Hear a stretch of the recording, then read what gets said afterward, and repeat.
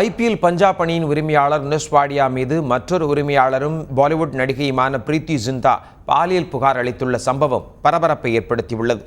பாலிவுட்டின் பிரபல நடிகை பிரீத்தி ஜிந்தாவும் அவரது முன்னாள் காதலர் நிஷ் வாடியாவும் ஐபிஎல் பஞ்சாப் அணியின் உரிமையாளர்களாக உள்ளனர்.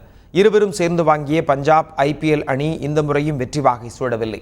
இந்த நிலையில் மும்பை மெரைன் டிரைவ் காவல் நிலையத்தில் நிஷ் வாடியா மீது பிரீத்தி ஜிந்தா பாலியல் புகார் கொடுத்துள்ளார்.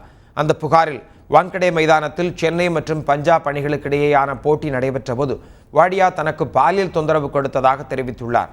பிரீத்தி ஜிந்தாவின் புகாரை பெற்றுக்கொண்ட காவல்துறையினர் வாடியா மீது ஐபிசி செக்ஷன் 354 உள்பட 3 பிரிவுகளின் கீழ் வழக்கு பதிவு செய்துள்ளனர். இதனிடையே தன் மீதான புகாரை நிஷ் வாடியா திட்டவட்டமாக மறுத்துள்ளார்.